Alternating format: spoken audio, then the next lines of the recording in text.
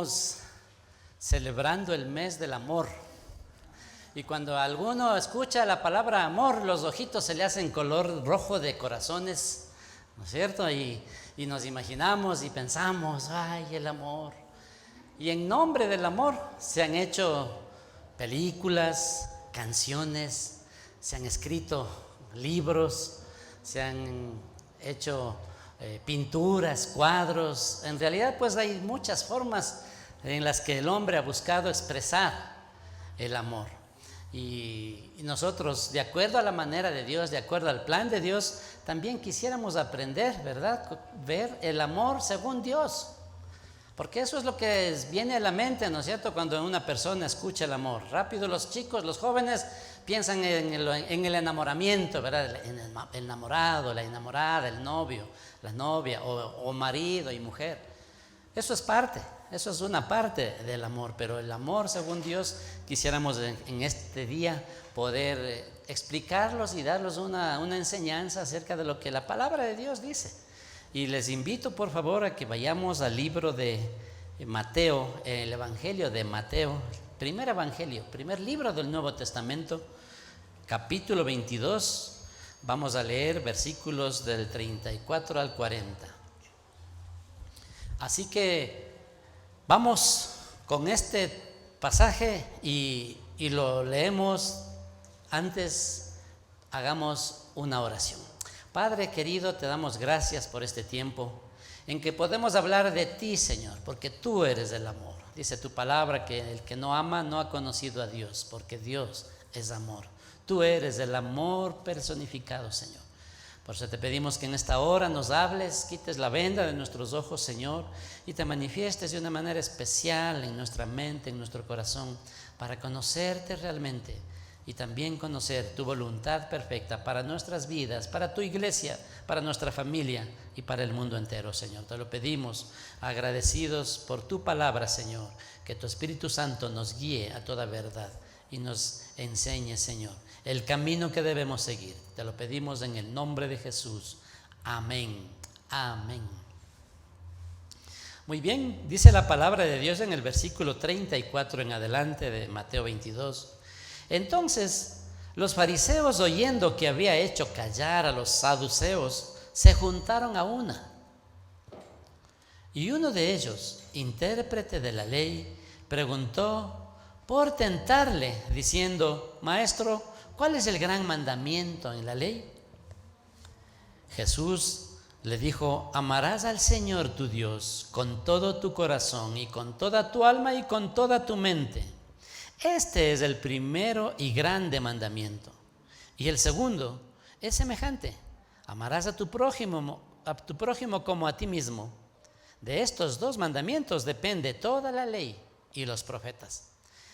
Esta es la respuesta de Jesús ante las preguntas, ante los requerimientos de un grupo de fariseos. Y cuando hablamos de fariseos, esta palabra fariseo no es un apodo o un insulto para las personas. Esto es un grupo religioso en el tiempo de Jesús, ¿sí? Ellos eran los entendidos en la ley. Los fariseos eran parte del grupo que gobernaba la parte religiosa o espiritual del pueblo de Israel. Había un consejo llamado el Sanedrín, era compuesto por 70 personas, entre fariseos y saduceos. Y entre ellos había divisiones, porque los fariseos, obviamente conocedores de la palabra, de la escritura, creían en la resurrección, creían en el área espiritual.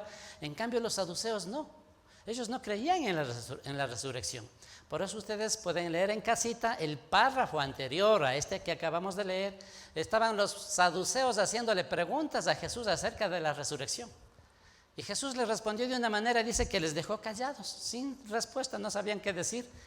Y ante esta situación dice: los fariseos, oyendo que habían hecho callar a los saduceos, se juntaron a una. Eso es lo que me llama la atención. Entre estos dos grupos religiosos eran rivales, eran oposición, ¿sí? El uno al otro, y siempre estaban ahí disputándose. Sin embargo, para atacarle a Jesús, para cuestionarle, ahí sí se juntaron, ahí sí eran amiguitos. ¿no? Se juntaron, dice, ¿no? A los saduceos para hacerles una pregunta, y le hacen una pregunta, dice, y uno de ellos, intérprete de la ley, eso eran los fariseos. Ellos interpretaban, ellos estudiaban y enseñaban la palabra al pueblo. Obviamente, aquí vemos, dice, le preguntó por tentarle, no porque querían saber la opinión o el juicio que Jesús tenía respecto a la pregunta que ellos iban a hacerle, sino para tentarle, es decir, para encontrarle en él alguna falla, algún error, para tener de qué acusarle o incitar al pueblo para que estén en contra de Jesús. Obviamente, ¿no? O sea, por malas intenciones, por eso le hicieron esa pregunta, para tentarle diciendo, maestro, ¿cuál es el gran mandamiento en la ley? Ojo con esto, la pregunta, el que está haciendo es un fariseo, una persona que era conocedor de la ley, que eran de los que los enseñaban y exigían al pueblo. ¿Por qué eran conocidos los fariseos y por qué Jesús atacó fuertemente la enseñanza de ellos? No en contra de los fariseos, sino lo que ellos enseñaban y promulgaban. Porque ellos estaban acostumbrados a enseñar y a exigir que el pueblo cumpla con esos mandamientos mientras ellos no cumplían. ¿Se da cuenta? Era una idea, ¿no es cierto?, de que ellos explicaban o ellos exigían que la gente haga, pero ellos no hacían. Hasta cierto punto decíamos, ¿no? Por eso decíamos fariseos, a veces la gente se confunde y dicen fariseos a gente que son hipócritas, que dicen una cosa pero hacen otra, o no hay consistencia entre lo que hacen y lo que dicen. Por eso eran estos, ¿no? Y les preguntaron y le dicen, ¿cuál es el gran mandamiento en la ley? Le preguntan a Jesús esto, porque estos fariseos sabían, Dios en el monte Sinaí les dio al pueblo de Israel, les dio, ¿cuántos mandamientos? ¿Cuántos mandamientos les dio? Les dio los 10 mandamientos.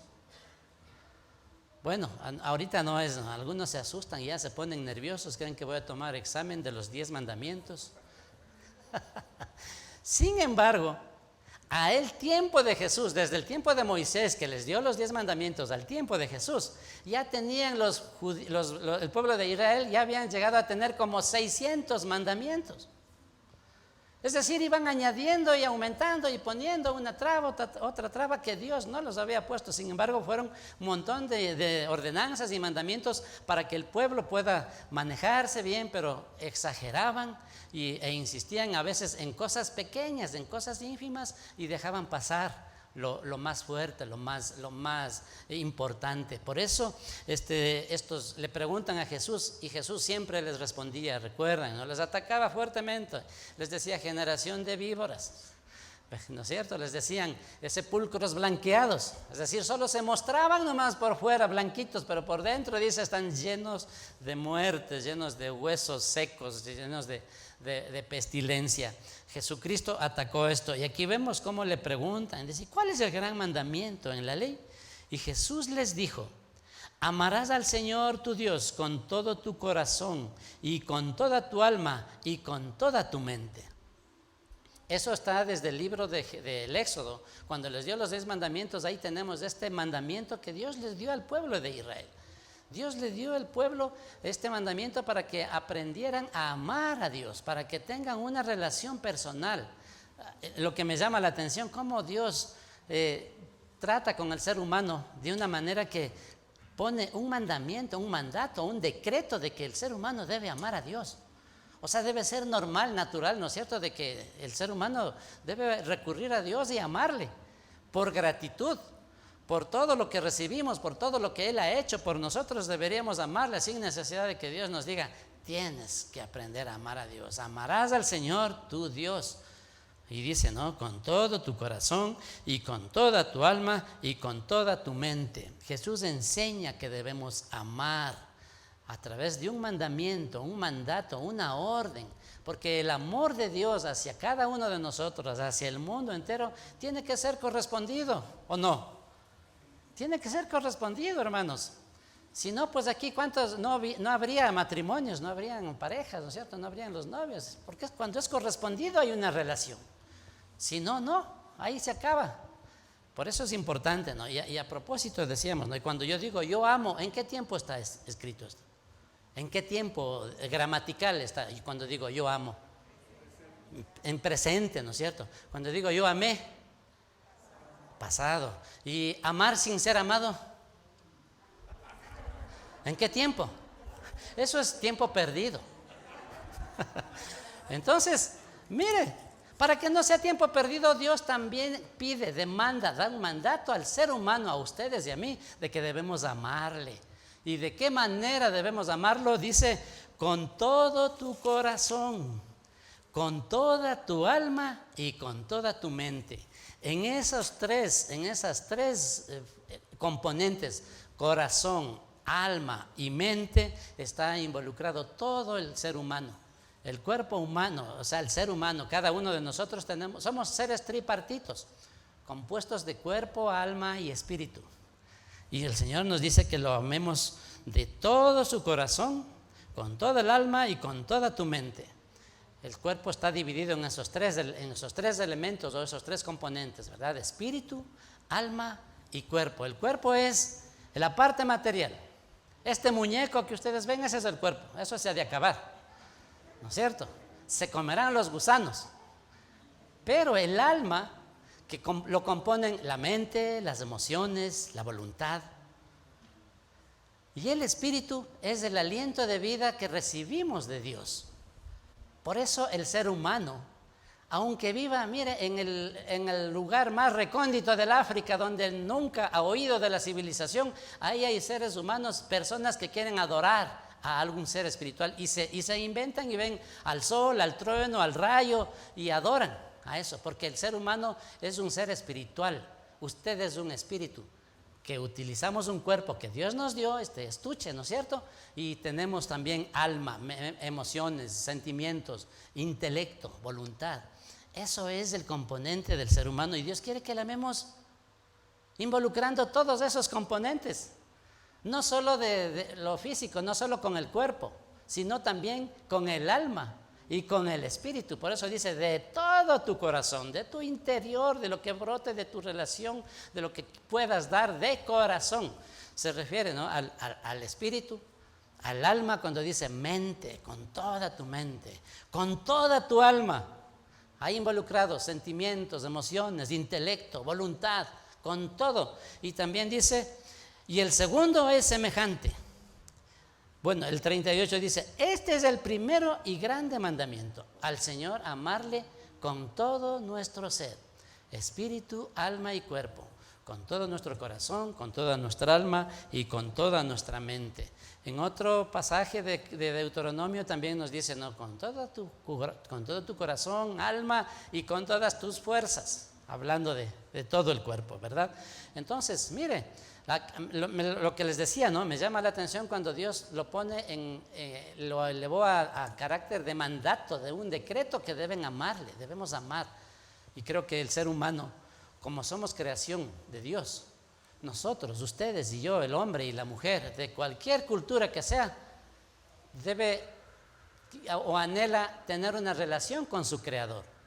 Por eso les decía, ¿verdad? En pueblos aborígenes de hace muchos años, o en pueblos en lejanas aldeas, en tribus alejadas de la civilización, ahí ellos buscan adorar algo superior, porque somos seres espirituales y buscan llenar ese vacío espiritual a través de adorar, según ellos, ¿no es cierto?, a un Dios, a algo que lo ven como sobrenatural, un trueno, un rayo, el sol, la luna, una montaña, a veces animales, a veces personas. Y así el hombre ha tratado de llenar ese vacío espiritual adorando a animalitos o a la montaña o al sol, o haciéndose un ídolo de una imagen imaginaria, ¿verdad?, de un animal o de una persona. Pero el ser humano siempre busca llenar ese vacío espiritual. El ser humano, por error, por ignorancia, porque no sabe que ese vacío es espiritual, busca llenarlo con otras cosas. Y los llena con el trabajo, los llena con una persona, pone ahí a sus padres, a sus cónyuges o a sus hijos o a un artista, a una persona prominente, qué sé yo. De cualquier forma buscan llenar ese vacío. Claro, y a veces quieren llenarlo con dinero, con sexo, con placer, con cosas así. Y el vacío del hombre permanece, se mantiene, porque el vacío no es falta de cosas, de bienes o de cosas que posea, sino el vacío es espiritual y solamente Dios llena ese vacío. Cuando ese Espíritu de Dios, cuando su presencia viene al corazón del hombre, ahí quedamos completos. Somos como un rompecabezas con un espacio ahí. Y ese espacio tiene la forma de Dios o el tamaño de Dios, que es lo único con lo que podemos nosotros ser satisfechos y nos llenamos y nos sentimos completos. Por eso dice el Señor, dice, este es el primero y grande mandamiento. Necesitamos amarlo con todo nuestro ser, con todo nuestro corazón. Y bueno, y todos hablamos del amor, ¿no es cierto? Decíamos, pero ¿de qué? ¿Cómo podemos amarlo? Cuando decimos con todo nuestro corazón, con toda tu alma y con toda tu mente. Al Señor tu Dios adorarás, les respondió el Señor. Al Señor tu Dios. Cuando Jesús les dice, ¿cuál es el primero y grande mandamiento? La respuesta es, al Señor tu Dios adorarás.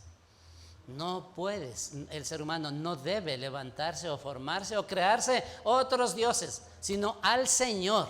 La palabra aquí, cuando leemos el Señor, no es como nosotros manejamos este término de Señor. Aquí todos somos señores, ¿no es cierto? El Señor de la leche, el Señor del gas, el Señor y así decimos, ¿no? A todo mundo somos señores, somos personas y nos tratamos así. Pero en el griego, aquí en el Nuevo Testamento, la palabra Señor significa amo, significa el patrón o dueño. Tanto así que en el tiempo de Jesús, el imperio romano gobernaba sobre el pueblo de Israel, sobre toda Asia Menor, Europa, norte de África. Fue el gran imperio romano, ¿verdad?, que dominaba. Y el emperador, el máximo gobernante, se hacía llamar el Señor. El gobernante, el emperador, se hacía llamar el Señor y la gente tenía que inclinarse, hacerle honores y decir que el emperador o el César era el Señor. Por eso el Señor Jesús dice, amarás al Señor, dice, amarás, dice, ¿no es cierto? Al Señor tu Dios. Ese Señor es el dueño de todo el universo, ese debe ser tu Dios. No ninguna otra persona, ni autoridad, ni gobernante, ni cosa, ni dinero, ni placer, ni nada. El Señor es el que debe llevarse nuestra atención, nuestro mayor amor, nuestro principal amor, nuestro primer amor debe ser Dios. ¿Cuántos lo creen? Por eso yo agradezco a Dios por la vida de cada uno de ustedes. Son gente que ama a Dios. De lo contrario, no estuviéramos aquí. Amén. Así que Dios nos ha tocado, Dios nos ha atraído, Dios ha hecho cosas en nosotros. De pronto hay alguien que a lo mejor todavía no ha podido ver lo que Dios ha hecho en su vida. Y este día vino para escuchar y aprender y saber que Dios le ama.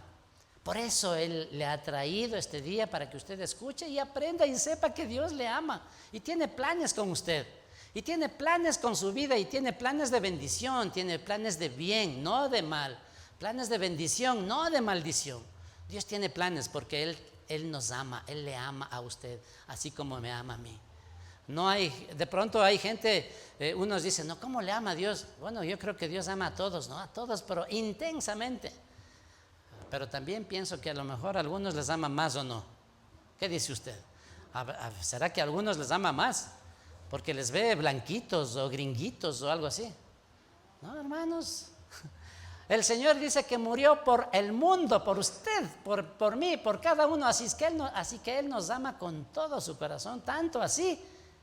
Lo que está escrito en el libro de Juan capítulo 3, versículo 16. Un versículo monumental que utilizamos nosotros, los creyentes, el pueblo cristiano, para destacar el amor de Dios. Juan 3:16 dice, de tal manera, mire, de tal manera, ¿de qué forma? Imagínense, de tal manera amó Dios al mundo. No dice a los blanquitos o a los del hemisferio norte, a los del sur. Por eso nosotros nos llamamos dos hemisferios, estamos aquí en el centro del mundo. Porque estamos unidos todos, ¿verdad? Y a todos nos ama el Señor por igual. Les hablábamos la semana pasada, es diferente, ¿no es cierto?, la consagración que cada uno tiene hacia Dios, y ahí empieza a ver, a disfrutar más de la comunión de Dios, de la gracia de Dios, de las bendiciones de Él, cuando somos más consagraditos, cuando nos dedicamos a Él, cuando le amamos de corazón. Cuando no le amamos de corazón, no hay consagración, no hay relación, no hay intimidad y no hay el gozo, el disfrute de lo que es ser un hijo o una hija de Dios. Entonces, mire, volviendo, ¿no es cierto? Y dice, este es el primero y grande mandamiento.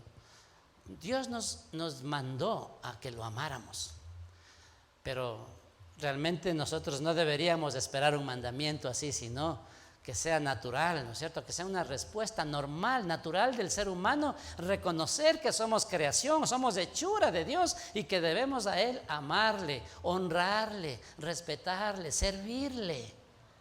Amén. Por eso, de esa manera demostramos el amor a Dios. Amarás al Señor tu Dios con todo tu corazón, con toda tu alma y con toda tu mente. Tus pensamientos, tu intelecto, tus emociones, tu voluntad, tu cuerpo, todo tu ser, debes amarle al Señor. Dice, y este es el primero y grande mandamiento. El segundo es semejante, dice, amarás a tu prójimo como a ti mismo. Eso será tema de otra charla, ¿verdad? Pero hoy queremos definir esto un poquito más de cómo es ese amor. O podríamos nosotros decir, bueno, hay estos mandamientos, pero ¿qué es el amor? Pensamos, no, bueno, ¿y qué es el amor? Veamos algunas características del amor para más o menos definir, ¿no? ¿Qué es el amor? El amor es desear lo mejor para la persona amada, ¿no es cierto? Buscar agradarle a esa persona amada. ¿Qué más es el amor? A ver, ¿qué más se les ocurre? ¿Ah? ¿Qué es el amor? Corresponder, ¿verdad?, a ese amor. O sea, tiene que haber una respuesta del amor de Dios a nosotros, debe haber una respuesta. Quiero decirles algo.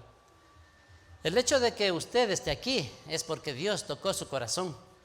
Y esta mañana, al abrir los ojos en este día, Dios puso en su corazón el venir. O usted mismo ya sintió, ¿verdad?, ese anhelo, decir, bueno, este día es el día del Señor, el día que no trabajo, el día que yo descanso, y en este día de descanso yo voy a adorar a Dios, voy a honrarle, asistiendo, aprendiendo la palabra y teniendo una relación con Él a través de este tiempo de congregación, porque escuchamos la palabra de Dios, estamos escuchando lo que Él nos dice, escuchando y aprendiendo lo que Dios piensa, hace, dice de nosotros, que Él quiere que le amemos con todo nuestro corazón, con toda nuestra alma, con toda nuestra mente. ¿Pero qué es el amor? Dios en su palabra define al amor y usa a Pablo, al apóstol Pablo, como un ejemplo, ¿no es cierto? Lo utiliza a Pablo, y quisiera hablarles un poquito del apóstol Pablo. Pablo, antes de ser el apóstol Pablo, él era un fariseo. Por eso les expliqué de lo que era un fariseo. Él era un religioso, celoso de su religión, y perseguía a los cristianos. Tanto así que perseguía a las familias, perseguía a hombres, a mujeres. Él era una persona muy importante y tenía al mando, o pedía soldados, pedía guardias y cartas de autorización para ir a apresar y meterlos en la cárcel a hombres, mujeres, niños. Dice que los sacaba de sus casas aún arrastrándolos y los mandaba a la cárcel porque estaban atentando contra la religión judía, el nuevo movimiento que les llamaron ellos, ¿no? Esos del camino, decían, ¿no? Los del camino, o el cristianismo que hoy es. Así que mire, el apóstol Pablo, ese hombre celoso, fariseo, y recuerda cómo eran los fariseos, se caracterizaban por hipócritas, porque no cumplían o no hacían lo que exigían de los otros. Sin embargo, aquí vemos al apóstol Pablo cómo define al amor. Yo les invito que vayamos en el libro, en el Nuevo Testamento. Ahí hay un pasaje que nos habla del amor. Hay un pasaje completito del amor que dice acerca del amor. Está en 1 Corintios capítulo 13. Y mi esposa lo leyó aquí hoy temprano, este capítulo, un versículo, y dice así: y ahora permanecen la fe, la esperanza y el amor, estos tres, pero el mayor de ellos ¿Cuál es? El amor. El amor es mayor que ellos. Y vamos a ver lo que dice la preeminencia del amor en el capítulo 13, versículo 1. Dice: si yo hablase lenguas humanas y angélicas y no tengo amor, vengo a ser como metal que resuena o címbalo que retiñe.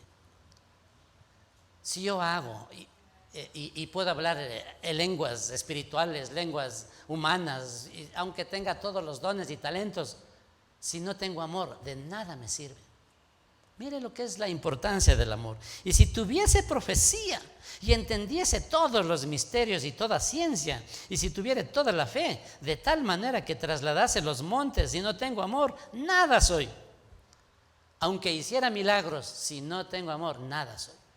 Para Dios eso no vale. Eso no le sorprende. Eso no le llama la atención.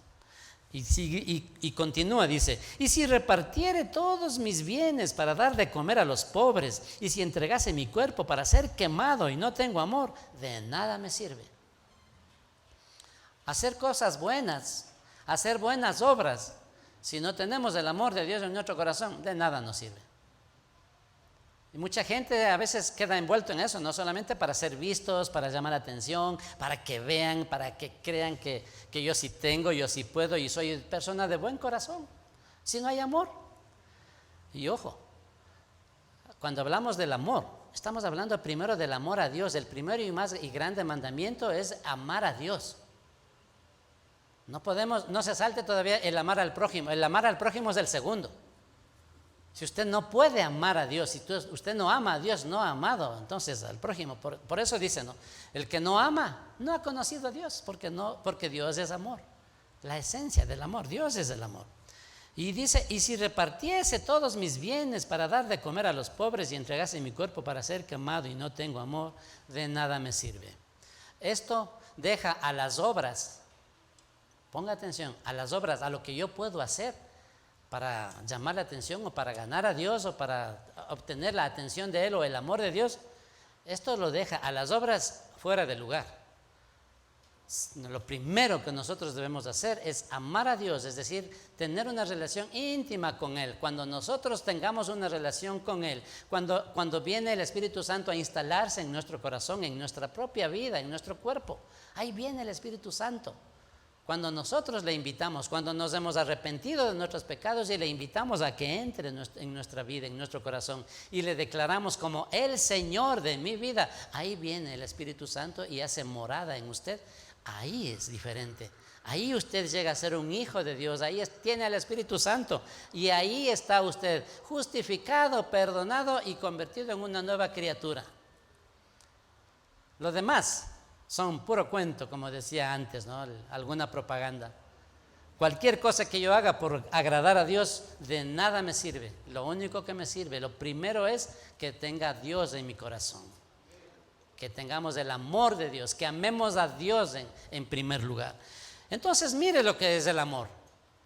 ¿No es cierto? Primero vemos, cuando leíamos de Juan 3:16, de tal manera amó Dios al mundo que ha dado a su Hijo unigénito.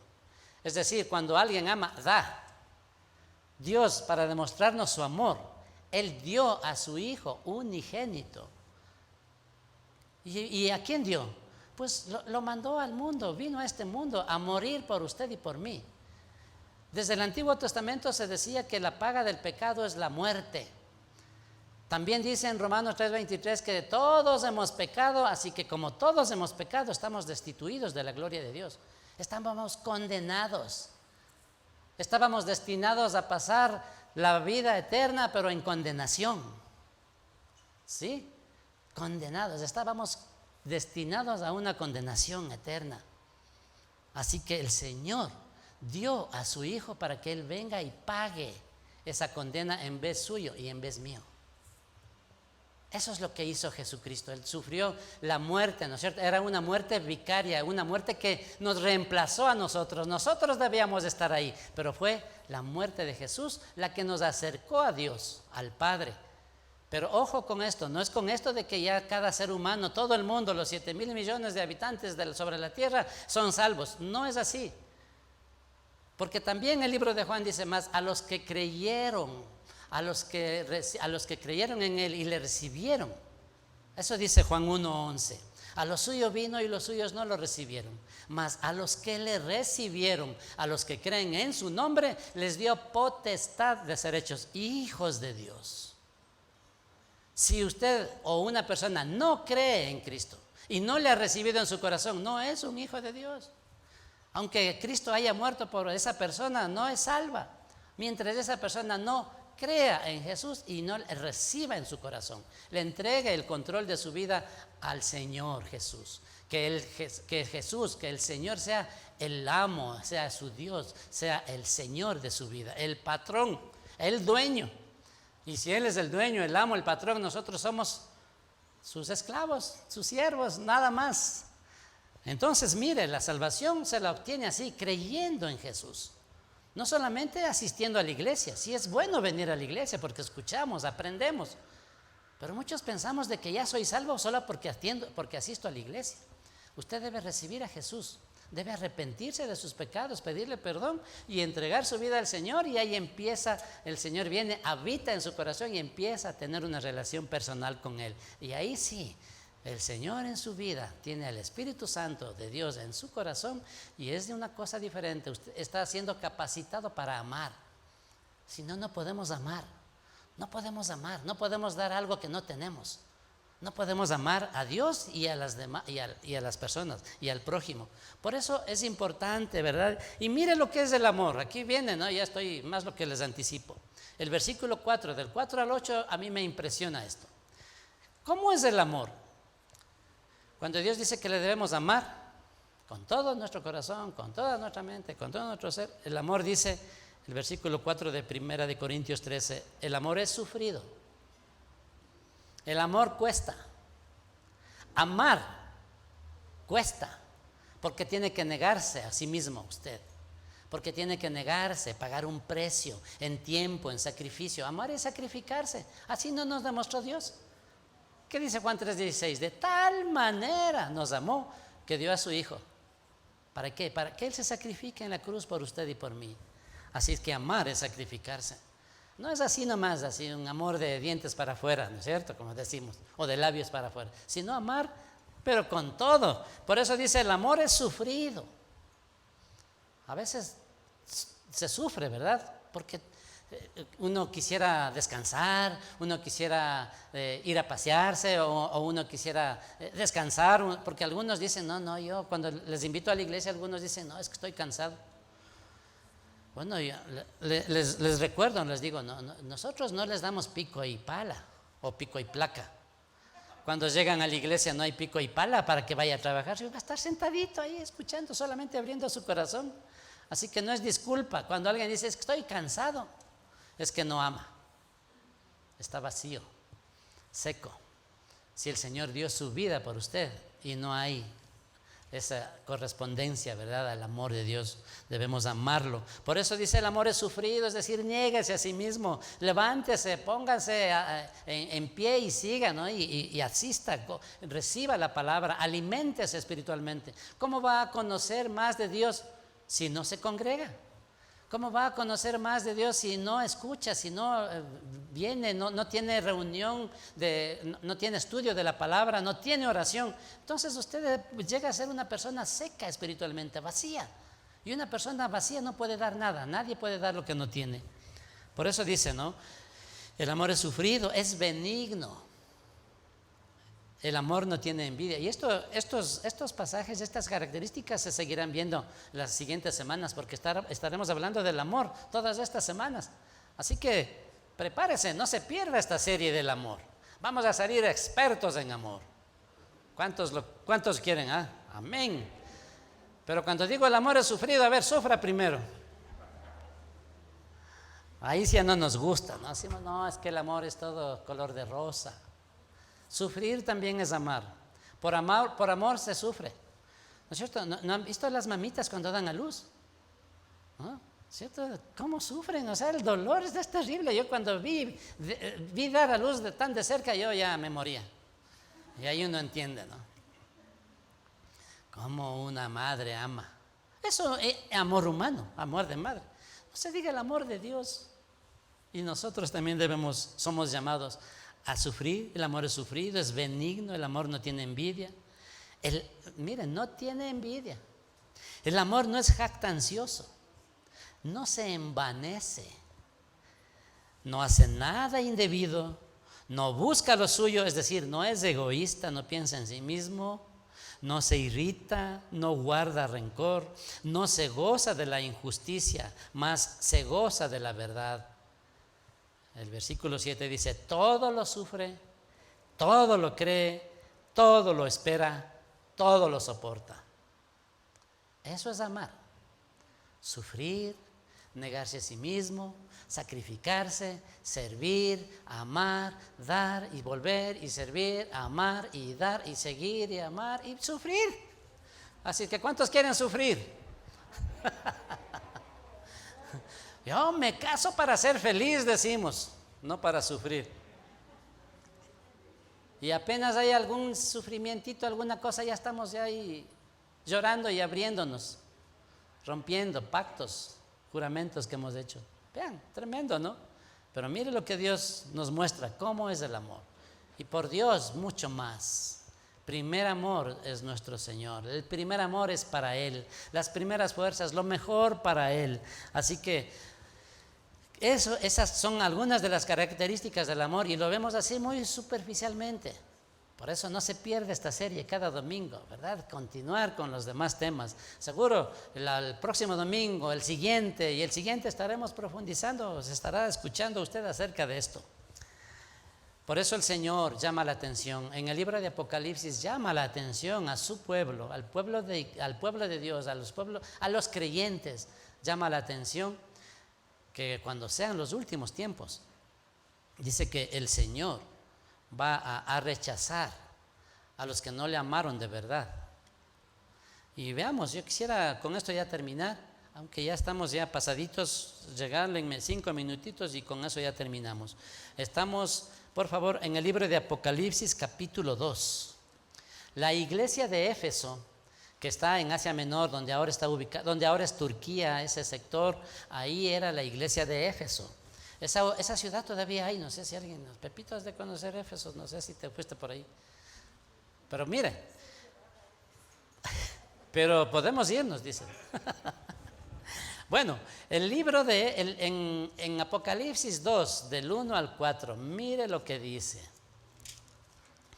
Escribe el ángel de la iglesia a Éfeso, el que tiene las 7 estrellas en su diestra, el que anda en medio de los 7 candeleros de oro, dice esto: yo conozco tus obras y tu arduo trabajo y paciencia, y que no puedes soportar a los malos, y has probado a los que se dicen ser apóstoles y no lo son, y los has hallado mentirosos, y has sufrido. Mira, a veces mucha gente también ha sufrido, y has tenido paciencia, y has trabajado arduamente por amor de mi nombre, y no has desmayado. Eso es bueno, eso llama la atención al Señor. Pero mira el 4, pero tengo contra ti. El que está hablando es el Señor Jesucristo. Dice, pero tengo contra ti. ¿Y qué tiene en contra de la gente? Dice, que has dejado tu primer amor. ¿Quién debe ser nuestro primer amor? Ya. Llega el momento en que uno deja ese primer amor y lo reemplaza, ¿no? Y entramos en un, entre comillas, adulterio espiritual. Y ahí está otra persona, está el cónyuge, los hijos, el trabajo, el dinero, el placer, qué sé yo, tantas cosas. Dejando el primer amor, dejamos de servirlos. Cuando llegan algunas personas nuevas, yo he visto, ¿no? Eso es el gran gozo del Señor. Si nosotros nos gozamos, no se diga el Señor. Hay personas que llegan por primera vez acá a la iglesia y abren su corazón al Señor. Sinceros, han venido buscando de Él y tienen ese encuentro personal con Él y sus vidas comienzan a cambiar. Y después de unos mesitos, unos 2, 3, 4, 5 meses, 6 meses, les vemos, son otras personas y se les ve felices. Ya no como cuando llegaron. Y decimos, qué lindo, mira la gente cómo es tocada, cómo es cambiada, cómo es transformada. Entonces, mire, cuando nosotros nos acercamos, Dios opera, Dios obra. Cantábamos aquí, no, Dios está obrando. Dios está preparando, trabajando en tu corazón y quiere que le ames realmente, y Él quiere hacerte saber que Él te ama, y Él ha hecho todo lo posible y lo imposible por salvarte, aún muriendo en la cruz por ti y por mí. Así que ese tipo de amor tenemos, pero dice, has dejado tu primer amor, no caigas, no vuelvas atrás. El Señor dice, mira, por tanto dice, pero has dejado tu primer amor. Pero aquí te da, si tú has dejado ese primer amor, has dejado de amarle al Señor como Él se merece. El versículo 5 dice, recuerda, por tanto, de dónde has caído. Recuerda, ¿en qué es lo que te hizo caer? ¿Qué es lo que te hizo apartarse de ese primer amor que es el Señor, que debe ser el Señor en tu vida? Dice, recuerda por tanto de dónde has caído y arrepiéntete. Es decir, si hay solución para entrar nuevamente, restaurar esa comunión con Dios, tenemos que arrepentirnos. Y arrepentirnos es cambiar nuestra manera de pensar, cambiar nuestra manera de vivir, volver a lo que hacíamos antes, lo que éramos antes. ¿No es cierto? Les veíamos que, como les decía, ¿no? Llegaron así todo tristes, pero después ya las personas que van conociendo al Señor se han involucrado. Aquí vimos familias enteras que sirven al Señor. Y vea qué lindo, ¿no? Da un gusto, da una alegría, una satisfacción. Y creo que al Señor también le sacamos alegría, le sacamos una sonrisa al Señor viendo esas familias todas consagradas sirviendo al Señor. Pero dice, cuando dejaste tu primer amor, ya dejaste de hacer esas primeras cosas. Por tanto, dice, recuerda de dónde has caído y arrepiéntete y haz las primeras obras. Vuelve a hacer lo que hacías antes, dice. No antes de conocer al Señor, no el pecado, sino cuando conociste a Él, cuando te enamoraste con todo tu corazón de Él y empezaste a servirle y a hacer todo lo que el Señor ponía en tu corazón. Vuelve, dice, y haz las primeras obras, pues si no, vendré pronto a ti y quitaré tu candelero de su lugar si no te hubieras arrepentido. Dios nos pide que le amemos, y que Él sea nuestro primer amor. Y si se nos ha ido ese primer amor, dice, arrepiéntete y vuelve a hacer las primeras obras. Pero cuando no obedecemos, obviamente a mí ya no me gusta mucho, ¿no? Y hablar de lo último. Dice, si no te hubieras arrepentido, pues quitaré el candelero de su lugar. Y ahí será, ¿verdad? El lloro, el llanto y el crujir de dientes. Pero es importante que amemos al Señor así, con ese primer amor, el primer lugar para Él. Nuestro primer amor es del Señor. ¿Por qué dejaron ese primer amor? ¿De dónde has caído? Yo le invito a que se ponga de pie, mi amor.